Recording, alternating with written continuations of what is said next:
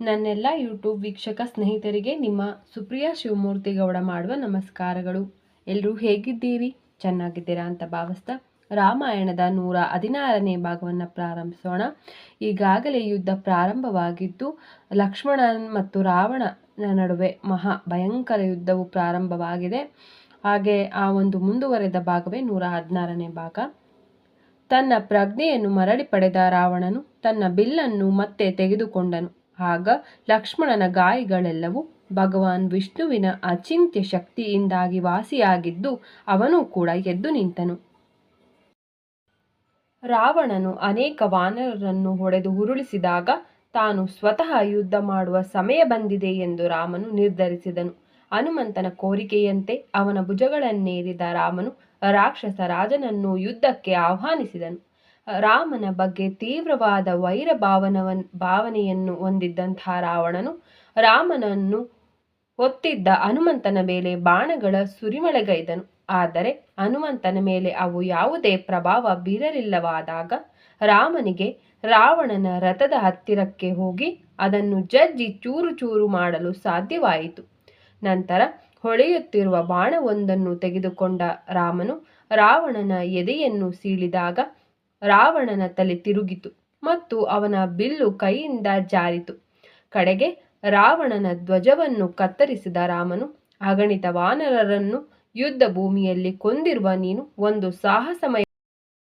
ಒಂದು ಸಾಹಸಮಯ ಕಾರ್ಯವನ್ನೇ ಮಾಡಿರುವೆ. ಇದರಿಂದ ಬಹಳವಾಗಿ ಬಳಲಿರಬಹುದಾದ ನಿನ್ನನ್ನು ನಾನು ಕೊಲ್ಲಲು ಇಚ್ಛಿಸುವುದಿಲ್ಲ. ನೀನು ಈಗ ಲಂಕೆಗೆ ಹಿಂದಿರುಗಿ ವಿಶ್ರಮಿಸು.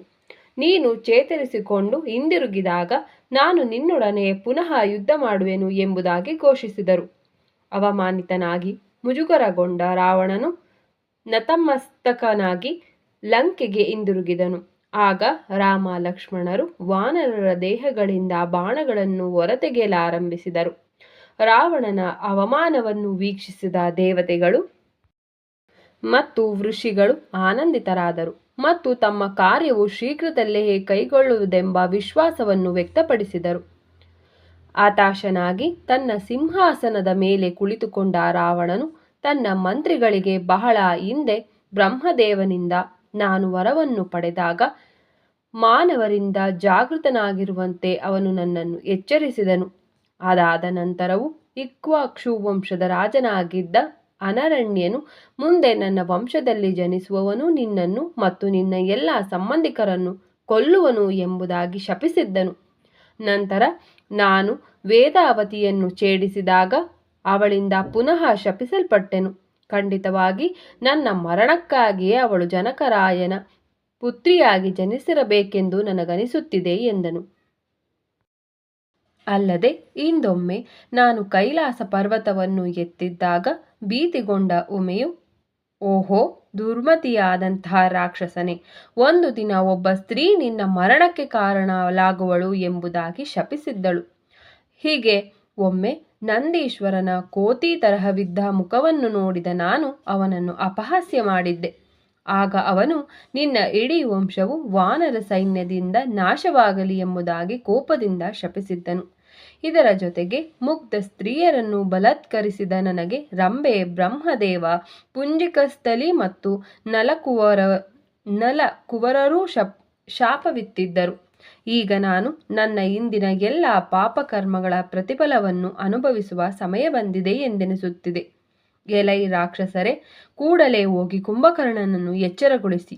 ಯುದ್ಧ ಭೂಮಿಯಲ್ಲಿ ಅವನನ್ನು ಮೀರಿಸುವವರು ಯಾರೂ ಇಲ್ಲ. ಅವನು 9 ದಿನಗಳ ಹಿಂದೆ ನಿದ್ರಿಸಲಾರಂಭಿಸಿದ್ದಾನೆ. ಬ್ರಹ್ಮದೇವನ ಶಾಪದಿಂದಾಗಿ ಅವನು ಸಾಮಾನ್ಯವಾಗಿ 6 ತಿಂಗಳು ಸತತವಾಗಿ ನಿದ್ರಿಸುತ್ತಾನೆ. ಆದರೆ ಅವನು ನನ್ನ ಸಹಾಯಕ್ಕೆ ಬರದಿದ್ದರೆ ಅವನ ಅಪರಿಮಿತವಾದ ಶಕ್ತಿಯು ಯಾವ ಪ್ರಯೋಜನಕ್ಕೂ ಬಾರದು ಎಂದನು. ಆಗ ಕುಂಭಕರ್ಣನ ಅರಮನೆಗೆ ಹೋದ ರಾಕ್ಷಸರು ಅವನನ್ನು ನಿಯಮಿತ ಸಮಯಕ್ಕಿಂತ ಮುಂಚಿತವಾಗಿ ಎಚ್ಚರಗೊಳಿಸುವ ಬಗ್ಗೆ ಯೋಚಿಸಿ ಕಳವಳಗೊಂಡರು. ತಮ್ಮೊಡನೆ ಬಹಳಷ್ಟು ಆಹಾರ ಮತ್ತು ಇತರೆ ಸಾಮಗ್ರಿಗಳನ್ನು, ಸುಗಂಧ ದ್ರವ್ಯಗಳನ್ನು ಮತ್ತು ಹೂವಿನ ಹಾರಗಳೆಲ್ಲವನ್ನೂ ತೆಗೆದುಕೊಂಡು ಹೋದ ರಾಕ್ಷಸರು ಕುಂಭಕರ್ಣನ ಸುಮಾರು 1 ಯೋಜನ ಸುತ್ತಳತೆಯ ಗುಹೆಯ ರೀತಿಯಲ್ಲಿದ್ದ ಮನೆಯನ್ನು ಪ್ರವೇಶಿಸಿದರು. ಕುಂಭಕರ್ಣನ ಕೊಠಡಿಯ ಬಾಗಿಲನ್ನು ತೆಗೆದ ಕೂಡಲೇ ಅವನ ಮೂಗಿನ ಹೊಳ್ಳೆಗಳಿಂದ ಬರುತ್ತಿದ್ದ ಬಿರುಗಾಳಿಯಂತಹ ಉಸಿರಿನಿಂದಾಗಿ ರಾಕ್ಷಸರು ಹಿಂದಕ್ಕೆ ದೂಡಲ್ಪಟ್ಟರು. ಕಡೆಗೆ ಬಹಳ ಕಷ್ಟಪಟ್ಟ ಅವರು ನಿದ್ರಿಸುತ್ತಿದ್ದ ದೈತ್ಯನ ಕೊಠಡಿಯನ್ನು ಪ್ರವೇಶಿಸಿದರು ಮತ್ತು ಅವನನ್ನು ಎಚ್ಚರಿಸುವ ಪ್ರಯತ್ನಗಳನ್ನು ಪ್ರಾರಂಭಿಸಿದರು. ಕುಂಭಕರ್ಣನು ನಿದ್ರಿಸುತ್ತಿದ್ದ ದೊಡ್ಡ ಕೊಠಡಿಯು ಅಮೃತಶಿಲೆಯ ಗೋಡೆಗಳಿಂದ ಹಾಗೂ ಅದರ ನೆಲವು ಆಭರಣಗಳಿಂದ ಸುಸಜ್ಜಿತಗೊಂಡಿತ್ತು. ಒಂದು ಅತಿ ದೊಡ್ಡ ಹಾಸಿಗೆಯ ಮೇಲೆ ಮಲಗಿದ್ದ ಕುಂಭಕರ್ಣನು ತಾನು ಧರಿಸಿದ್ದ ರತ್ನಾಲಂಕೃತ ಮುಕುಟದಿಂದಾಗಿ ಹೊಳೆಯುತ್ತಿದ್ದನು. ಮೊದಲಿಗೆ ಮಾಂಸ ಮತ್ತು ರಕ್ತದಿಂದ ತುಂಬಿರುವ ಅತಿ ದೊಡ್ಡ ದೊಡ್ಡ ಪಿಪಾಯಿಗಳನ್ನು ನಿದ್ರಿಸುತ್ತಿದ್ದ ಅವನ ಮುಂದೆ ತಂದಿರಿಸಲಾಯಿತು. ನಂತರ ಒರಟಾದ ಕೂದಲುಗಳಿಂದ ತುಂಬಿದ್ದ ಅವನ ದೇಹದ ಮೇಲೆ ಗಂಧ ಮತ್ತು ಅನೇಕ ತರಹದ ಸುಗಂಧ ದ್ರವ್ಯಗಳನ್ನು ಸುರಿಯಲಾಯಿತು. ರಾಕ್ಷಸರು ಅವನ ಕೀರ್ತಿಯನ್ನು ಬಹಳ ಗಟ್ಟಿಯ ಧ್ವನಿಯಲ್ಲಿ ಪ್ರಶಂಸಿಸುತ್ತಿದ್ದರೂ ಕೂಡ ಕುಂಭಕರ್ಣನು ತನ್ನ ಗಾಢ ನಿದ್ರೆಯನ್ನು ಮುಂದುವರೆಸಿದನು. ನಂತರ ಕುಂಭಕರ್ಣನ ಕಿವಿಗಳ ಹತ್ತಿರ ಹೋದ ರಾಕ್ಷಸರು ಬಹಳ ಗಟ್ಟಿಯಾಗಿ ಗರ್ಜಿಸಲಾರಂಭಿಸಿದರು. ಶಂಖಗಳನ್ನು ಊದಿದರು, ಬೇರಿಗಳನ್ನು ಬಡಿದರು, ಚಪ್ಪಾಳೆ ತಟ್ಟಿದರು, ಹರಚಿದರು, ಜಾಗಟೆಗಳನ್ನು ಮತ್ತು ತಾಳಗಳನ್ನು ಬಡಿದರು ಮತ್ತು ಅವನ ಕೈಕಾಲುಗಳನ್ನು ಎಳೆದಾಡಿದರು. ಆದರೂ ಕುಂಭಕರ್ಣನು ಕದಲಲಿಲ್ಲ. ಸ್ನೇಹಿತರೆ, ರಾಮಾಯಣದ 116ನೇ ಭಾಗವನ್ನು ನಾನಿಲ್ಲಿಗೆ ಮುಕ್ತಾಯಗೊಳಿಸ್ತಿದ್ದೀನಿ. ಮುಂದಿನ ಸಂಚಿಕೆಯಲ್ಲಿ ಭೇಟಿಯಾಗೋಣ ಅಂತ ಹೇಳ್ತಾ ನಿಮಗೆಲ್ಲರಿಗೂ ನನ್ನ ನಮಸ್ಕಾರ. ಹರ ಹರ ಮಹಾದೇವ್. ಜೈ ಶ್ರೀರಾಮ್.